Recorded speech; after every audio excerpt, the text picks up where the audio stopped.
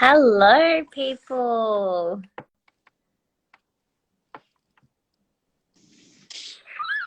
Hello. Hello, beautiful lady. How are you? Good, babe. How are you? I am good, thank you. Good. Alrighty. People Woohoo! jumping on, which is exciting. Oh, don't mind my laptop making noises. Yay. Awesome. We're Oh, here. good. We Yeah, made it. yeah, we did.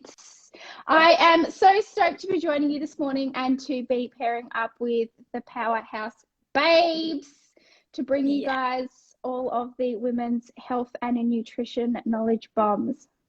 Yeah, absolutely. We're really excited to be able to, I guess, break down all of those misconceptions with the health and fitness industry and just Mm-hmm. of empower everyone to make your own choices and educate a little bit more on what we can do, even just basic things just to help us kind of push towards our healthier selves. So it's exciting. Definitely. And I think that's exactly what it is, like helping to break down myths, but answer questions as well. Like, I Yeah. know that there's so many women out there confused about things Yeah, because I think we're lucky. We're thrown so much information, but then which parts of that do you take on? Which parts are relevant to you? exactly. So if we can Very start to break out. that down. Yeah, 100%. Exactly. So for anyone that is on the live, if you do have questions, shoot them through to us. But also just in general, shoot through messages whenever you guys are interested to know anything, because we are open books as well. So yeah, it's good. Well, we'll give a little bit of an intro to ourselves, I guess. So I am Caitlin. You can find me on Instagram, Caitlin McGuinness. I am a health coach.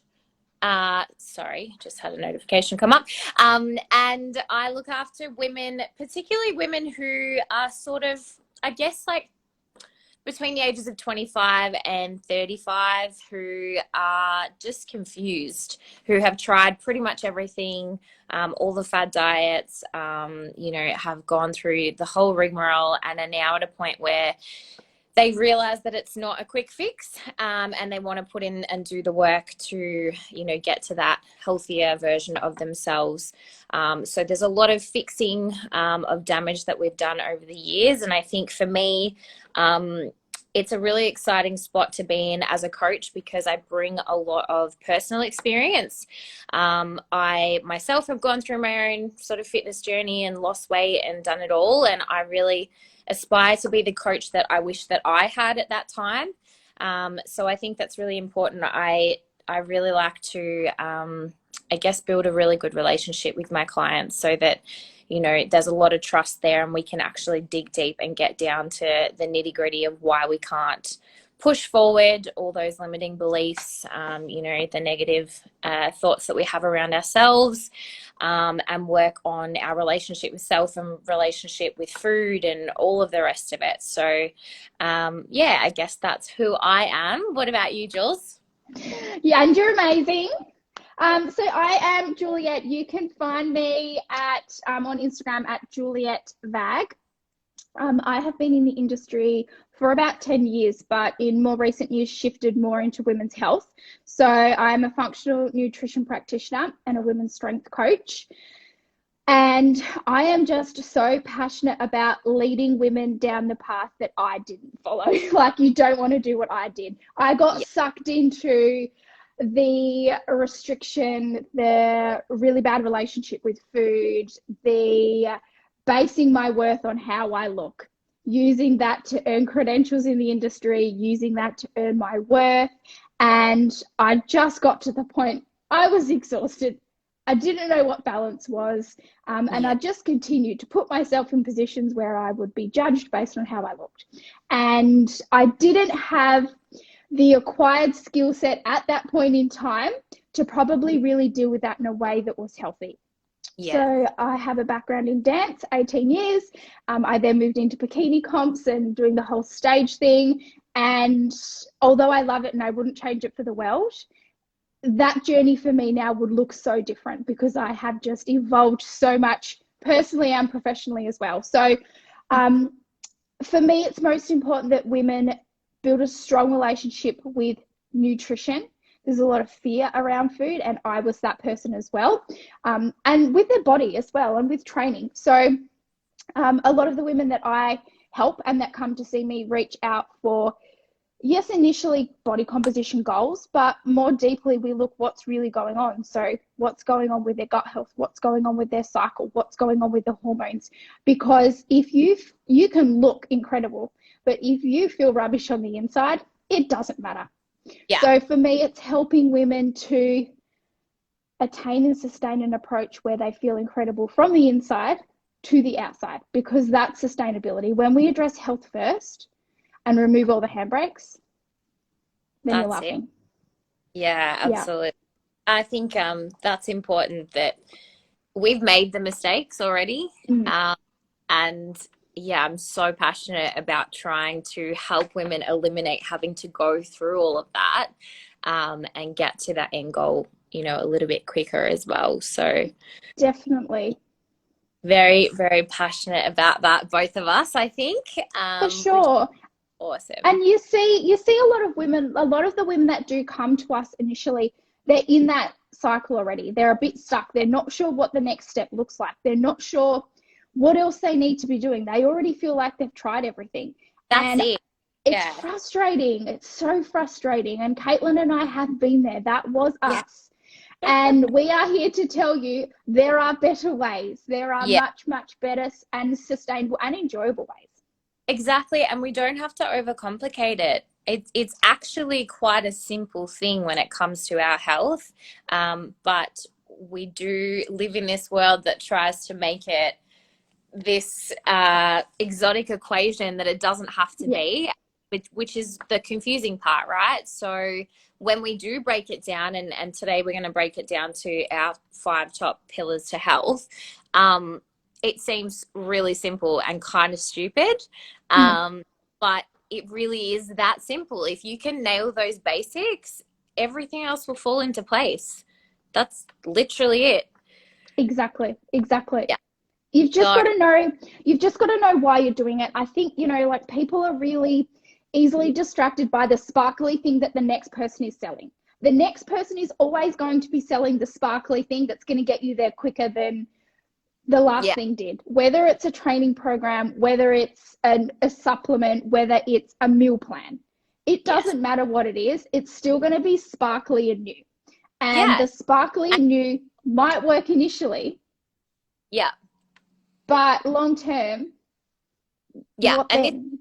this is the conversation that I have with most people, when we're kind of speaking about coming on board with coaching. It's like you mentioned that this could be a lot. We were looking for a long-term sustainable process, right?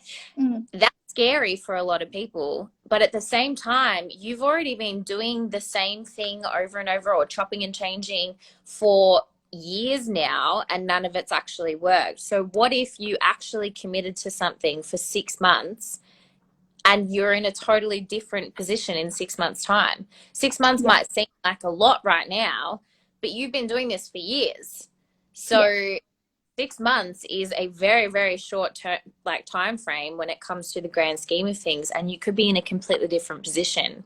yeah, Yeah. 100%. And that's where phasing the journey is so important. Like Yes. Caitlin comes from a competing background as well and still competes. And I love that for her. That's her journey. And albeit most people aren't following that journey, the protocols behind the basics are Mm, still the same yeah. for your general Joe Blow. Like they don't change. It's just we're not going to that nth degree, because you don't need to get on stage. You want to have a lifestyle where you can still socialize, still go see your friends, have Yeah. balance, enjoy yourself, be healthy, achieve your goals. But we just taper it. We adapt it based on you and your lifestyle and your commitment, and then help you to see what's realistic within your given time frame. And that's where you've got to look longer term. You've got to map it out, because if you're just focusing on the now and the results that you wanted yesterday, you're going to keep going in circles, circles, And circles, circles, feel circles. disappointed. Like we need to set those realistic expectations as well. Because if Mm. you do to be sustainable and to be long term, it doesn't happen overnight, and it shouldn't. No. Any quick is not going to be sustainable. No.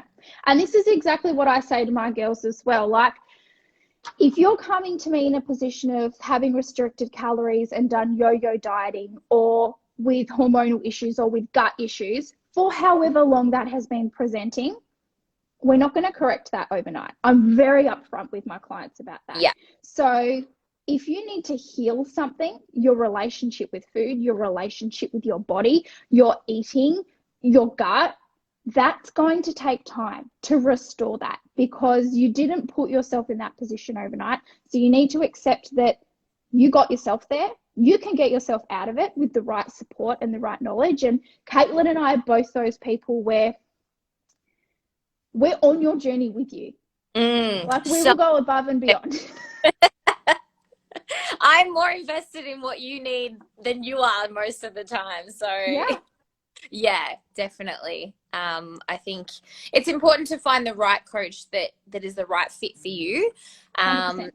And, you know, someone that you actually really do trust, because unless we know all of the details, unless we can, you know, really be on that journey with you, it's very difficult for us to be able to help you. So it's super important that you speak to people and that you work out who the right person is to help guide you on that journey. And the support and the accountability is pretty much the most important part of coaching, I think.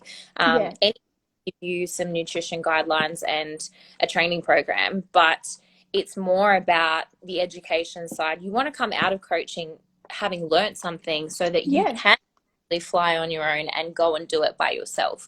You know, Jules and I don't want you to be with us forever. No. We want you to be able to learn, adapt, and actually take this forward by yourself. So I do think, it's really important to have that relationship with a coach. And that's why when Jules and I speak to people about coming on board, we have a conversation with you.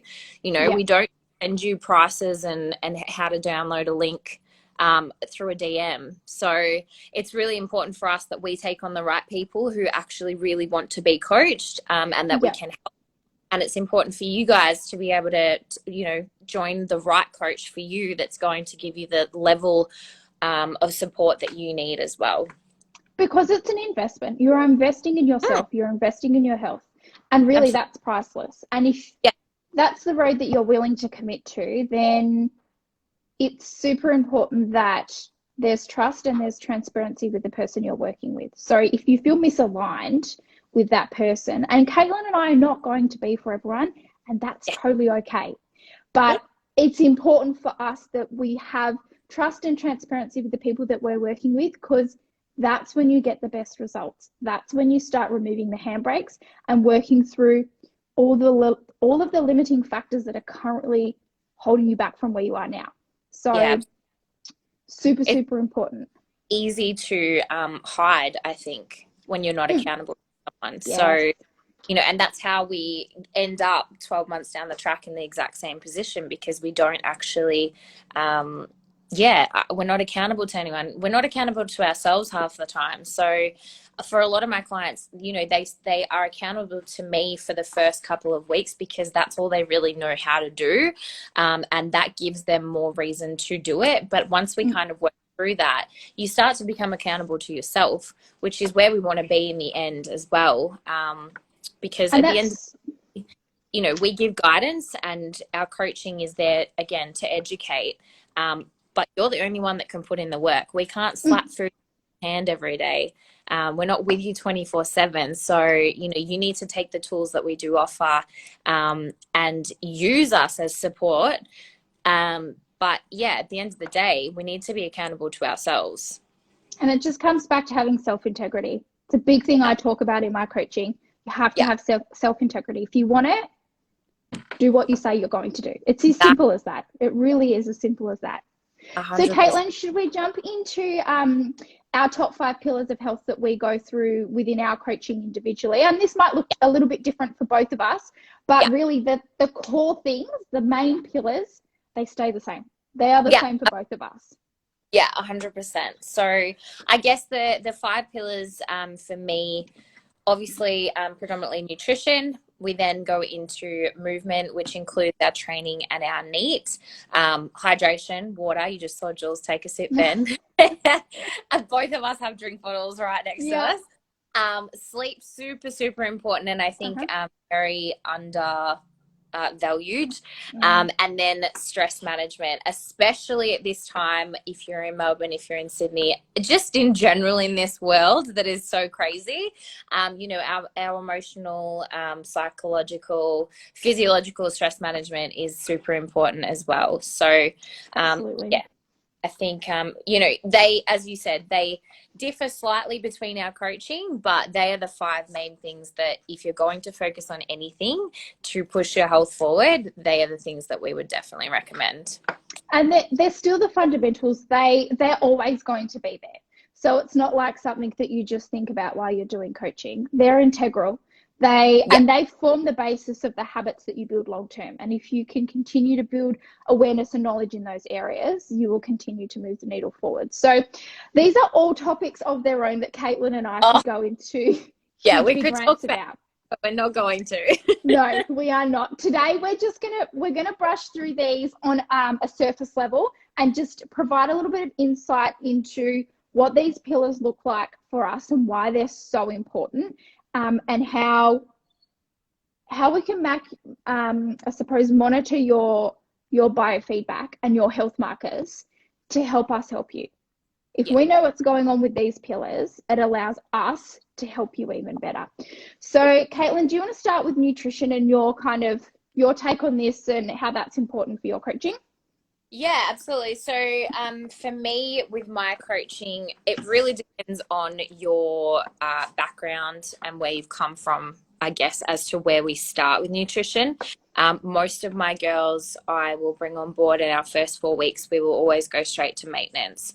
And the reason for that, obviously, there's a number of reasons, but one, it's really good for me to kind of see how your body responds and where you're at when it comes to eating, tracking, all the rest of it. I don't want, you know, I think tracking is a very useful tool and an educational tool if you don't know what you're fueling your body with. A lot of the girls that come on board with me, they are eating all the right things and unsure why they're not getting the results.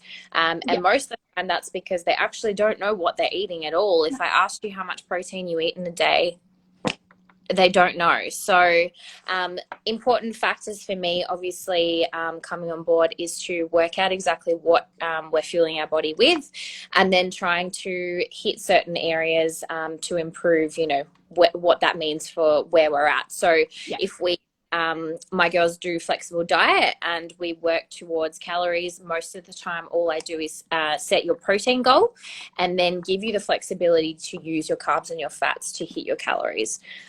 So once we've done that first 4-week initial maintenance phase and we kind of work out where your body's sitting and what it's doing, then we can make some longer term goals from there. And for those people that are listening or rewatch this back, what do you mean by maintenance? So the calories that where your body sits at a maintenance phase. So we're not losing fat, we're not gaining fat. We're literally at a maintenance phase. So the amount of calories that we need to be eating to stay exactly where we are, and that will differ for absolutely everybody. And again, it can be a bit of a testing and trialing thing, especially if you've got a history of binge eating, yo-yo dieting, the rest of it. You know, there are a number of calculators out there that can tell you what your maintenance calories are, but it's really not, there's nothing that is no accuracy. Yeah, correct. Yeah, definitely. And I'm very similar. It's important that, like, calories, some clients I start counting calories, some I don't even bother. I really have to look at their history. And first we just want to establish a base, learn the fundamentals, understand the basics, because the basics of what you carry on long term well beyond us. So understanding those is super important. Looking at history as well. So if people, like Caitlin said, if people have got a history of diabolic eating and binge eating and emotional eating, I'm really going to start to look at, in the first 4 weeks, what are triggers around those things? What's causing this to come up? Let's just create some consistency. Let's just map out some parameters that you can stick to, because if you stick to those parameters and you have 6 or 7 different wins every week for 4 weeks straight, how good are you going to feel? If we set these unrealistic targets and these really like restriction, let's call it, with a lot of inflexibility, and you've come from a place of diabolic eating or having too much rigidity in the past, that is actually going to probably be detrimental long term. So we really need to individualize your pathway based on your history and how you feel now. Like I went through a period of time in the past where I just had to stop with macros coming out of comps because I was just too fixated on them. And I will get to stages sometimes with clients and I say, I don't want you to track, because the end goal is intuitive eating. Absolutely. And that's super important. And I love that. And that's the goal for everyone. It should be. However, how do you intuitive eat if you don't know what you're eating? That's what I say to my girls. So you need to put in the work first to understand how to fuel your body. Correct. Yeah, absolutely. Your body is different to the next person. Yeah. And that's the thing. It's you can't base what you do off someone else. Because it's not going to work. Whatever works for your best friend is not going to work for you. That's why coaching is so individual. And so many people are out there selling these 12-week programs where you jump on a meal plan and you get a program. It's just, it blows my mind that people think that that's going to work for everybody, because it's not. We all are all so individual and such individual people that, nothing is going to work for the same person next to you. You need to really understand your body and actually tap into trying to work out what all of this means for you. And sometimes that's taking a sideways step. And I'm really clear with clients with this, particularly in initial stages. I understand if someone comes to me and they're like, I want to lose 5 kilos or I have a body composition goal. Fuck yes, that's a totally valid goal. I love that for you. Right. However, if you've come from a history of chronic undereating, chronic yo-yoing, you've tried every fad, that is not where I'm going to start you. And if the client doesn't want to do that, that's okay. That is totally okay, but I am not the coach for you. No. Because I will always put health first and foremost. Yeah. Health is beyond anything for me. I'm not going to do anything that's going to dig you into a bigger hole, which 9 out of 10 times is just cutting calories to appease a fat loss goal. I won't do it. We won't do that because we've done it to ourselves and we know the repercussions of this. And so, again, like you said, if the client is not okay with, taking a sideways step, as you referred to it, which I think is a great analogy, then maybe you're not quite ready to actually put your health first, and you're still in that situation where you're constantly chasing a number on the scales or, a certain feeling to be skinny. Then we're not quite aligned in where we want to be, and that's okay. And this is exactly where trust and transparency comes into play, because I won't sit there and sell you, I can get you there in 12 weeks if I can't get you there in 12 weeks. No. But also you have to trust the process. You have to trust that what Caitlin or I are mapping out in your plan long term, because we're not thinking about in 4 weeks. We're thinking about in 12 months or beyond. So you have to trust that that plan is the right plan for you. And if it just doesn't feel right for you, that's also still okay. Fine. It's totally fine. Totally okay. Because I know I've been there too, like in the past. Right, I'm getting on stage again. My body was not letting me get on stage. I prepped for 6 months and didn't get on stage and went, And my coach at the time was super transparent. He's like, babes, you're not there. I'm really sorry, but you're not ready. Yeah. And there's so many reasons behind that. Like, you know what I mean? You could be dieting and training and doing all the right things. Yes. But if these other pillars to your health are not there, it's not going to work. No, you can't neglect the other ones. All the pieces of the puzzle have to come together. To, really actually make a difference. So moving into movement, training and NEAT, do you your clients, do you have a set block where they're doing 4 to 5 sessions a week and all the rest of it? How do you work with that? Yeah, so training wise, again, it looks a little bit different for everyone. We base it on where the client is at. I do a lot of prehab rehab, I guess you would call it, with clients. So people coming to me with previous injuries or currently sustained injuries. So we program around that. There's no reason why you can't still keep moving the needle forwards and getting closer to your goals and work around those sorts of injuries. So that's a big part of probably the coaching that I do, as well as strength training specifically. So I suppose if I break it down really briefly, how I map it out to my girls is your nutrition is responsible for your fat loss or your fat gain. Your weight training or strength training is responsible for the shape of your body. So if you want a toned, strong physique, your weight training is responsible for that. Yeah. Then cardio is responsible for your cardiovascular health or your aerobic fitness. So you need to run to lose fat. I won't program cardio for my clients unless they came to me with, let's say, a sport-specific goal or a kind of performance goal.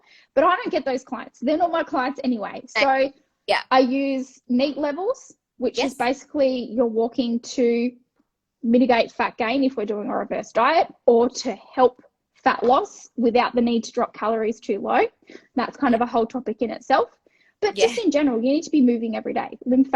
Your lymphatic system.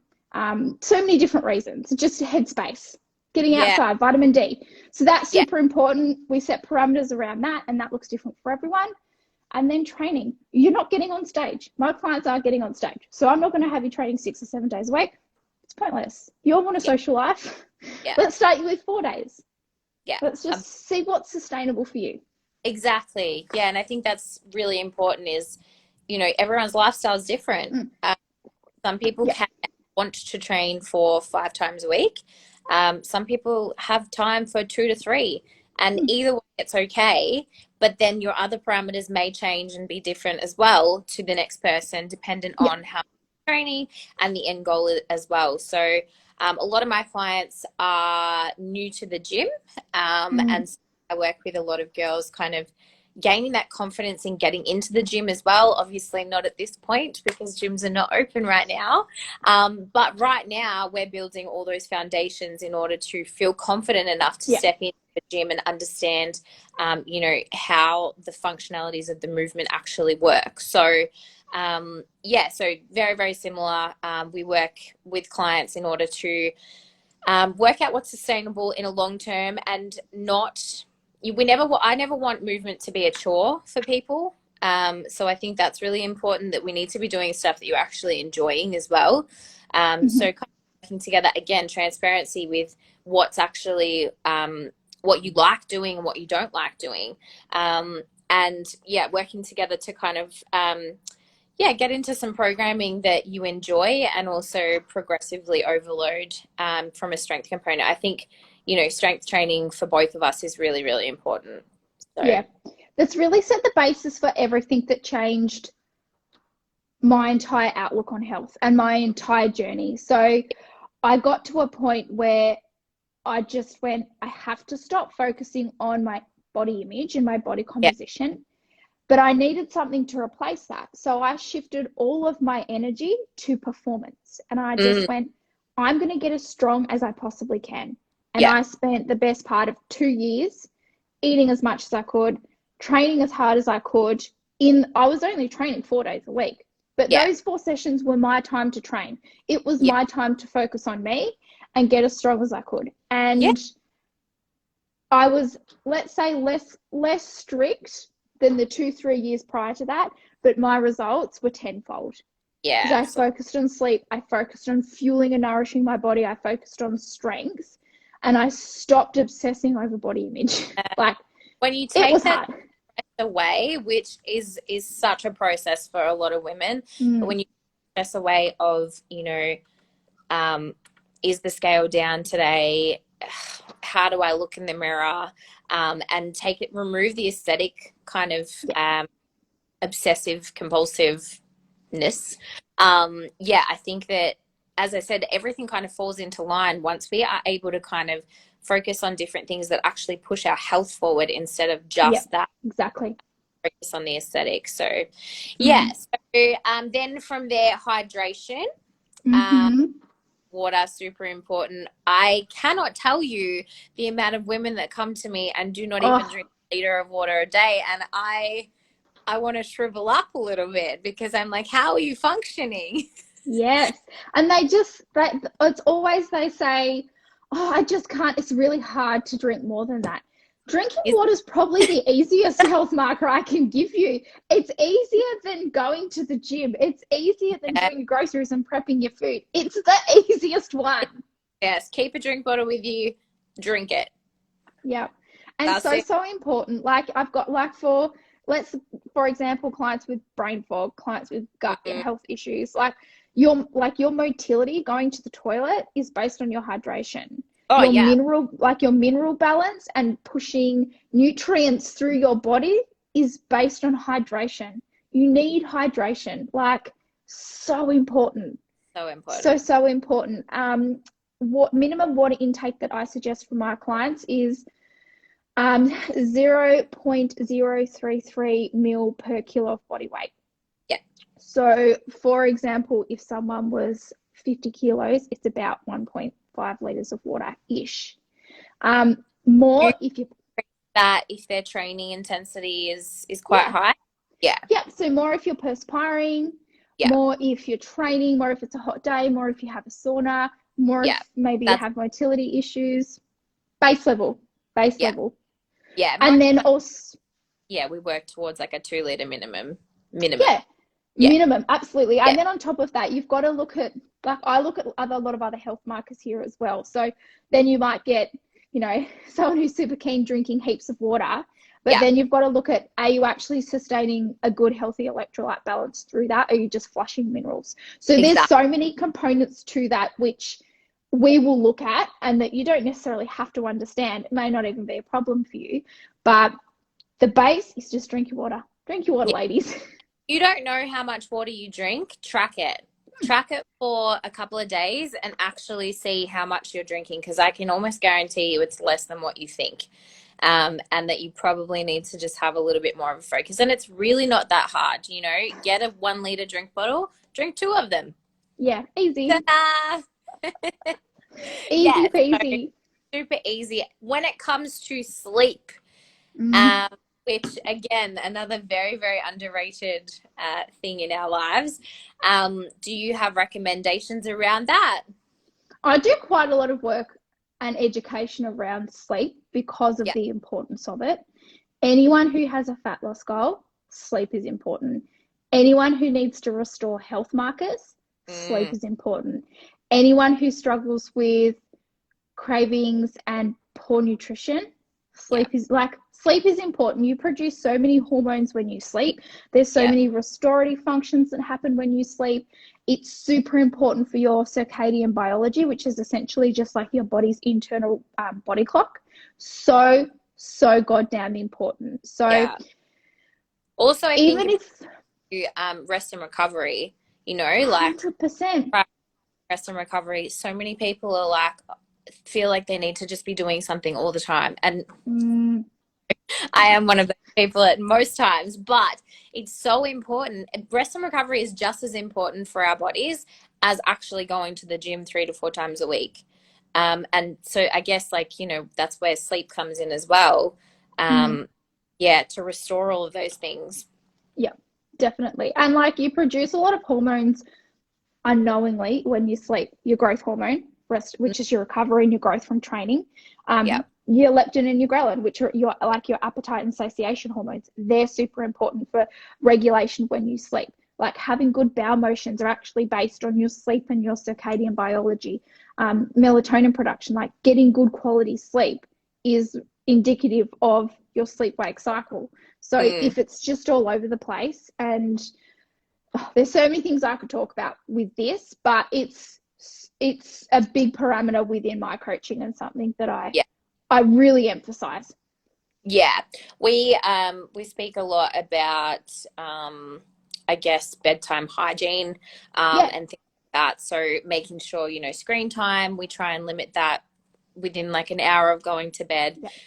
Go to bed just as early as possible, even if you're not sleeping itself, like going to bed and just being in that downtime. Yeah, and just, I guess, like prioritizing it, because so many of us just kind of sit here in front of the TV and then think, shit, it's 11 o'clock, I should probably go to bed. Like there's no, it's all about getting that process and making sure that our body understands this is wind down time and this is the time for us to, you know, be starting to get into that process of sleep. So, and one of the primary complaints that women will come to me with, oh, I just wake up exhausted. Yes. I've got really poor energy. All the time. So, like, sometimes, like Caitlin said right at the start, some of these things they're like no-brainers. It's not, you don't need a rocket scientist to tell you to go to bed earlier if you're tired. Yeah. But then you've got to look at, you know, are you getting good quality sleep? If not, cool, let's investigate that further. But you can easily set the parameters and around. Most things legitimately are about consistency. Yeah. Like the more consistent you can be with your bedtime, your wake up time, the more consistent you can be with how much water you actually drink, the more consistent you can be with just your general movement, going for a half an hour walk every single day, pushing that to then 45 minutes if you can. You know, the more consistent we can be with our nutrition, not having that binge restrict situation, not eating clean during the week and then blowing it up on the weekends. Like it's about being a little bit more consistent and being kinder to your body, understanding that it got so much already. All we need to fix a few minor things and it will probably start to function a little bit better, and thank you for it. Yes, definitely. I guess then moving into stress management, obviously at this crazy time of our world and our lives. It's, again, this is another thing that we could talk about for a long time. But I think it's super important. I have been speaking to a lot of my clients about recognizing the good things that are happening in your day. I think there's a lot of negativity about at the moment. And the more we stress, the harder it is for us to do anything really, and to just function. So little things for me like journaling, meditating, you know, just having some time for yourself, whether that's even just to listen to a podcast, you know, sit there and actually enjoy a cup of tea, whatever it might be, but just being in your body at that time, I think is really important at the moment. Definitely. And I think so stress for me, I break into different categories within my coaching. And for a lot of my, let's say more complex health clients, this plays a really important role in coaching. So I'll break this into emotional stress, which is everyone now. It's COVID, it's traffic, it's finances, it's you have an argument with someone, it's deadlines for work. That's your emotional stress. And that's what, at a base level, we all think about. Oh, no, I'm not that stressed. I'm really not that stressed. But I'm here to tell you you are stressed. If you've got health complications, you are stressed. Because stress is also physiological. So that's your biochemistry, that's your blood work. It's what's going on in your guts. What's your cycle telling you every single month? Is it going, hey, fuck you, I hate you, and then you're in pain, and then you're moody and you've got cravings and really heavy periods or irregular cycles? That is a stress. Yeah. And then you've got physical. Like, what physical demand are you placing on your body? How often are you training? Like, are you in pain? Do you have injuries? These are all stresses as well. That's more like your biomechanical. So it's looking at breaking these down, and then within each of those areas, and again, this is something we do over time as we establish rapport and see how your body works. Where can we start making improvements here? And I'll do the same as Caitlin. Like, I'll set out, I want you to practice some sort of mindset every single day. I don't care what that looks like. You can listen to a guided app. You can go for a walk. You can literally sit there and do some breathing. I don't mind what it is, but it needs to work for you. And these practices get stronger with time, with consistency, with practicing them, with doing them. And the amount of people that I see feeling like they're doing everything but just treading water and not getting anywhere. It's maybe you need to do less. Maybe you need to pull back. Yeah, absolutely. Maybe you do need more TLC. there's a lot of times where, you know, I'll have client check-ins and they'll be like, what else can I be doing? Absolutely nothing. Like, you don't need to be doing more. The Yeah. thing is, you just need to do those basics and do them well. Do Do them them well. correctly. That's literally it. There's no need to add running into the spectrum. Like, that's just, No. oh I God. love that you say that actually, because I have a client and I had this exact conversation with her last Monday in her check-in. And she said, I feel like I'm not moving in the direction I Yeah. need to, and I feel like I need to do more. So I started running at lunchtime. And I'm like, cool. If you want to go for a run, Yeah. that's totally on you. I'm not going to stop you. If you But enjoy it. yeah, but here's all the reasons. I will just list off and give you the knowledge to understand how adding more to your already stressed out body is actually not going to help you long term. Yeah. It's going to dig you back. And that's where people, they say, and this is a really common one, they say, I'm ready to do what I need to do to move the needle forwards long term. But they haven't quite shut that door and let go of the other things Yeah. that have got them there before. So going for Exactly. all these fucking runs at lunchtime Yes. and like restricting food. I skipped breakfast today just because I need to cut down my calories because I had a Dorito last night. I don't fucking care that you had a Dorito. Enjoy the fucking Dorito. Or Like, I overate yesterday, so I'm going to cut my calories today to make up for it. Honey, I no. don't care. I don't Stop. care. Yeah, no, we're all human. You know, these things fucking happen. Let's move on. Don't Yes. at it, remove the guilt from whatever just happened, Yes. accept it for what it was, and let's move on. When Yes. as you we're like this is life, right? We are training, we're eating, we're doing all these things for life. We're not doing it for a 12-week challenge or getting up on stage in 20 weeks or anything like that. So whatever happened yesterday, it doesn't matter. It doesn't matter. Move the fuck on. Move forward and reset. And what I will do when something like that happens is I get the client just to ask questions around it. Did you enjoy it? Yeah. Cool. Amazing. Maybe it was more of a stress relief than not. Why do you think it happened? Was there a trigger? Yes. What can you do next time to maybe ensure that you've got better control of that situation or be better prepared or ensure that maybe that doesn't happen again? Yeah. Like, they're the questions that I will prompt my clients with, because I've had a coach in the past that has made me feel incredibly guilty for having a cheat meal or falling off track. And I was on the most rigid meal plan in the entire world.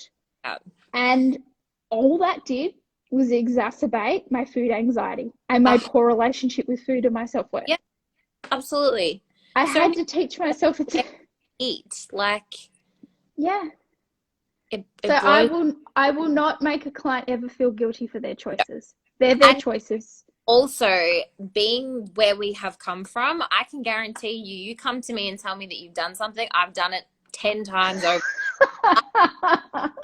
Absolutely done something 10 times worse than what you have. So, like, for me, this is where that transparency comes in. Like, I can't help you unless you tell me. If you're going to track some things but leave the things that you feel a little bit guilty about, I can't help you. I had a perfect week. Like, we need to talk about this. And I, as are you, I will never be that coach that makes you feel guilty about doing something that you felt you could do at that time. It's not where I'm at. So yeah, no, I think that's really important as well. Yeah. Stress it's just so detrimental. Like, again, looking long term. Like, yes, there's a short term goal to appease, and your level of commitment to that will dictate your rate of progress and your rate of success. Yes. So I just put it back on the client. Cool. If you want to have a cheat meal every week, I actually don't care. Go for it. Be my guest. But look at the parameters. There's different parameters we can set around that cheat meal still. I don't even call it a cheat meal. I hate calling it a cheat meal. I just call it, you go and have your whatever you want to have meal. But yeah, because again, like, it's not cheating. You're a human. Yeah. Our psychology and our emotional makeup is so based around socializing, eating out. Like, that's how we connect with people. Yeah. So I'm not going to guilt you for going out for pizza. Exactly. Like, the whole point is, like, I think there's a really important level of working out where the sacrifice is. So expectations versus sacrifice. You want to be here, but this is the level of sacrifice that you have to make in order to get there. So are you willing to make this sacrifice? Is it worth that much to get to this point in that time frame that you want, to have to sacrifice all of this? Most of the time the answer is no. And that's fine, because again, we want to promote that balance. We want to promote actually living your life, spending time with loved ones. Like, this is all super important when it comes to stress management as well. Because just, it's a level of, you know, you want to go out and you want to have a nice meal with someone, or have a couple of wines throughout the week. Absolutely no issues. But then we need to reset that expectation of where you're going to be at what point in time. And you're a great example of this, babe. Like, competing, like, sometimes when clients come to be like, oh, maybe I'll do a comp. I'm like, why do you want to do a comp? I'm not questioning you can't do one. I'm questioning why. And then we need to look at how much like, I watched Caitlin fucking work her ass off this year for a comp to be cancelled twice. Yeah. It was the sacrifice that was made for her to do that, and then have that pulled away from her, which is not even part of the story, but the sacrifice is humongous. I've done it too. Like, I've competed. The sacrifice is huge. If you are willing to make that sacrifice, it's a very selfish sport. 100%. That is totally fine. But for 99.9% of the people that knock on the door, they're not doing this to become a pro athlete that earns shit money. Let's be honest. Yeah. They're doing it. Yeah, exactly. Or no, for a plastic trophy, for the credentials. It's, most of you babes just want to feel good and look fucking great year round. And you can have that without a million sacrifices. Yes. There's sacrifice, yes. You have to change habits. Absolutely. At the end of the day, like, doing those, you know, doing bodybuilding comps for both of us, I think we realize more than ever what sacrifice is worth the result. Oh gosh. Because you know, you might look at someone who is in a bodybuilding prep and go, oh fuck, I'd love to look like that. You have no idea. No idea. Person, I can almost guarantee you, is pretty miserable at that point in time. Yeah, they look great, but do they have any energy? No. Do they have a social life? Absolutely fucking not. Are they fucking hungry? Yes. Like, it's not all it's cracked up to be when you just see that little snippet of how great they might look in their check-in. It just makes me laugh still, because I just sit here and it's exactly why I operate my business and my coaching, and why I help people the way I do, and why I will always put health first, is because your health is so much more important than the size of your jeans or fitting in a size 4 bikini. Like, honestly, Gail says, so much more important. And for you in particular now, you know, you've got baby Jones on the way. Oh, yes. I didn't mention that at the start, did I? I am pregnant, for those of you who don't know. Pregnant and having my nephew, and I'm very excited. Yes. But, you know, everything that's happened in the past, and how health focused you have been over the last, I don't know how many years, you know, come down to the fact that you are healthy enough to have a baby now, which is so important. I was thinking about this, and then we'll wrap it up after this, or we could talk for hours. Try not to talk. I was thinking about this actually yesterday, and Caitlin and I were discussing earlier this week. Caitlin put something up on her story about not defining your worth or your progress based on the scale and what your weight is. And she said to me, oh, how much do you weigh, out of curiosity? Because obviously now I'm growing human, my weight's going up.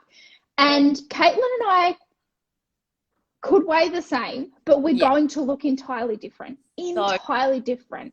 And I have acquired the skills over many years of nurturing and nourishing and loving my body to be able to go through this journey of falling pregnant and growing a baby. And it's strange the things that my body are doing and the changes that are happening.